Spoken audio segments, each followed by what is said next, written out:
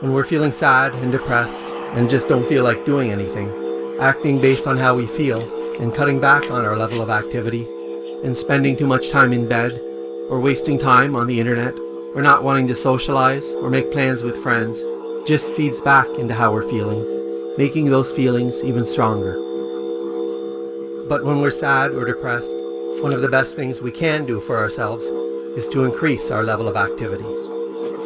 We call this behavioral activation, and it's often the first step in lifting our mood or pulling ourselves out of a period of depression.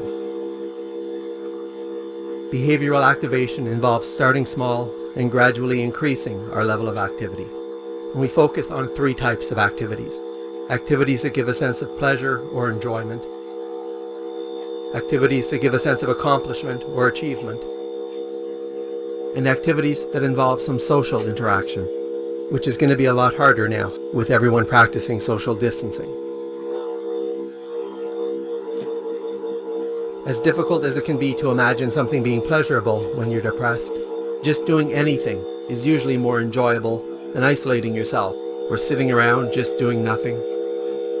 And you might find that activities aren't as enjoyable as they used to be, or as you'd like them to be. But even things as small as getting out of bed, having a shower, eating breakfast, or going for a walk can all make a difference in how you're feeling. And so it's important to do at least some small things like this every day to give yourself a chance to feel a little better, or at least help prevent yourself from sinking even deeper. And when you're depressed, it's hard to imagine you could do anything that could give you a sense of achievement or accomplishment. But there's no need to be ambitious. These can be simple things.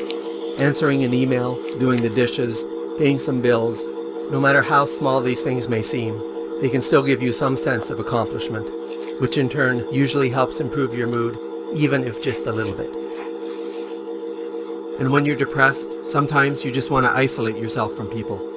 Socializing can seem impossible, and you can feel like nobody would want to be around you the way you are, and you'd just be a burden.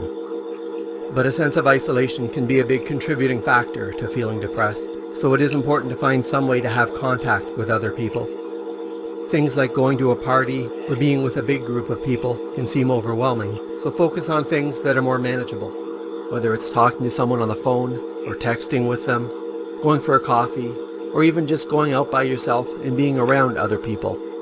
Though obviously these last couple are not good ideas right now, which makes staying connected to others during the coronavirus crisis that much more difficult, as we need to find ways to socialize that don't involve physically being around other people.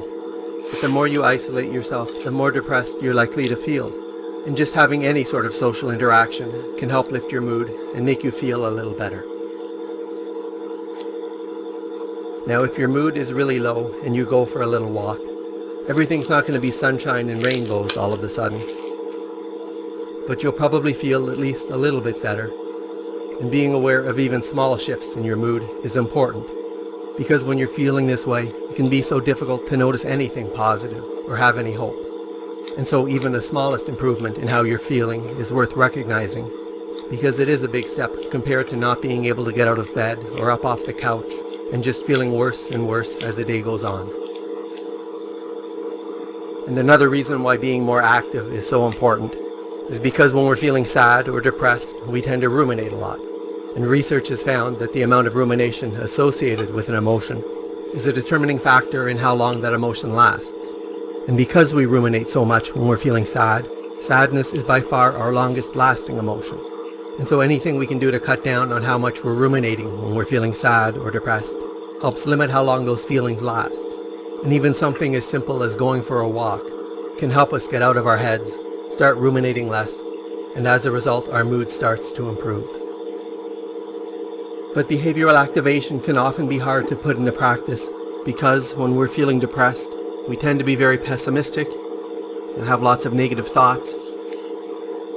And these thoughts can sometimes get in the way of increasing our level of activity. To help counteract this type of negative thinking and these negative expectations, one thing that we encourage with these activities is that you use a behavioral activation diary, which you'll find a link to below in the description, to help you predict beforehand how much pleasure or enjoyment, sense of achievement or accomplishment, or sense of social connection you'll get from doing the activity.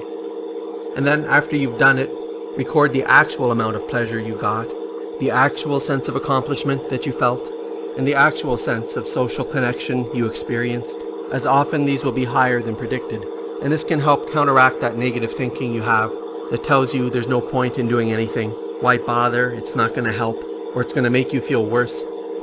And then this is a way of giving yourself some evidence that even though you don't want to do anything, can't see the point in doing anything, when you actually do something, you tend to get more out of it than you think you will. And then this can help motivate you to do more in the future, even if your depression and negative thoughts are telling you not to bother.